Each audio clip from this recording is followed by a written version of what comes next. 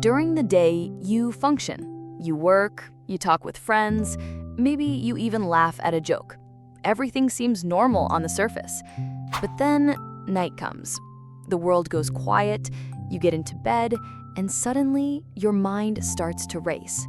The silence outside makes the noise inside feel deafening.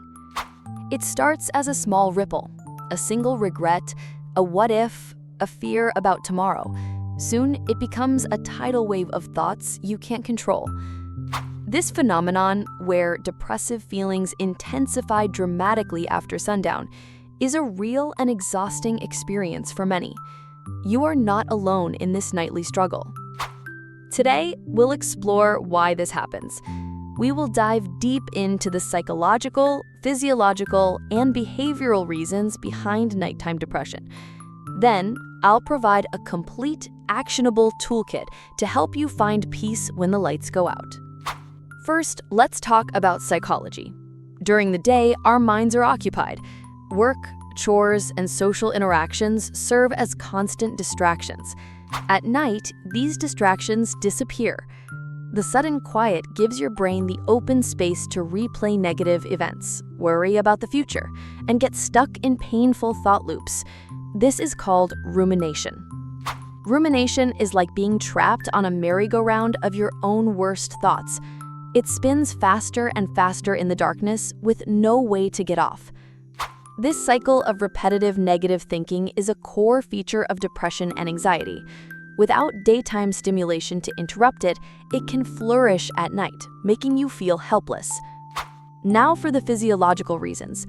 Your body has an internal 24-hour clock called the circadian rhythm, which regulates your sleep-wake cycle and mood. A key player in this is cortisol, the stress hormone. Cortisol levels naturally peak in the morning to wake you up and should be at their lowest at nights to allow you to sleep. In people with depression, this rhythm is often disrupted. Cortisol levels can remain high in the evening, keeping your body in a state of stress and alertness when it should be winding down. It feels like your body's on switch is stuck. While your mind is begging for rest, your physiology is still bracing for a threat that isn't there. This hormonal imbalance not only prevents sleep, but can directly worsen feelings of anxiety and depression, creating a vicious cycle between poor sleep and low mood. Finally, our daily behaviors and habits play a huge role.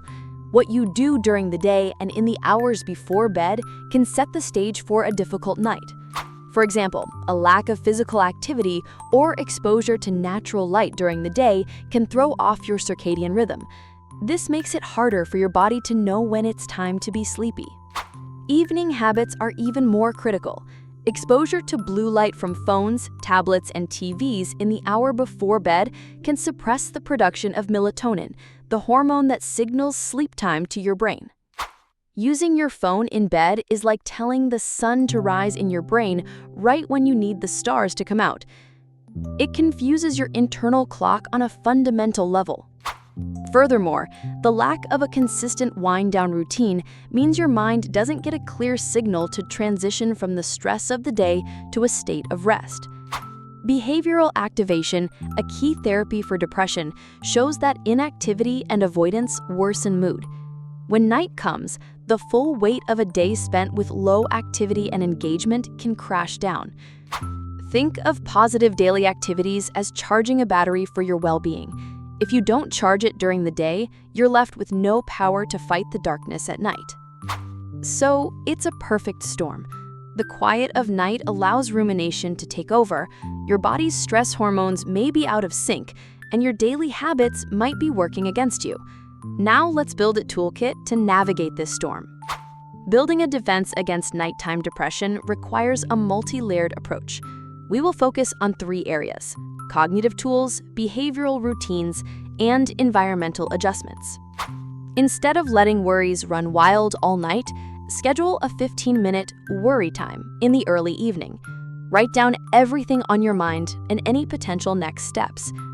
When a worry appears at bedtime, tell yourself, "I've already dealt with this in my scheduled time. I can revisit it tomorrow." This helps contain the anxiety. Don't fight the thoughts. Just observe them without judgment.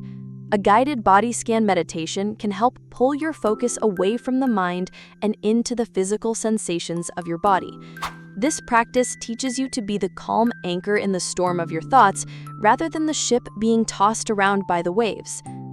The hour before sleep is sacred. Create a relaxing, screen-free ritual. Dim the lights, read a physical book, listen to calm music, or take a warm bath. Consistency is key. This routine signals to your brain and body that sleep is approaching, helping to lower cortisol and increase melatonin naturally.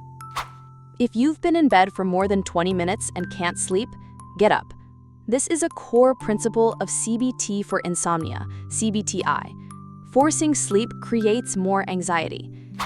Go to another room and do something calm and boring until you feel sleepy, then return to bed. This reestablishes the connection in your brain that bed is for sleeping, not for worrying. What you do during the day matters. Make it a point to schedule one small, pleasant, or meaningful activity each day, even if you don't feel like it. Each positive action, no matter how small, is like planting a seed of light. It makes the darkness of the night feel a little less absolute. Make your bedroom a sanctuary for sleep. Keep it cool, dark, and quiet.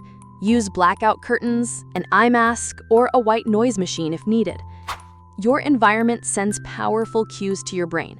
An environment optimized for rest tells your subconscious that it is safe to let go and fall asleep. While these tools can be incredibly effective, they are not a substitute for professional help. If your nighttime depression is severe, persistent, and impacting your ability to function, please reach out.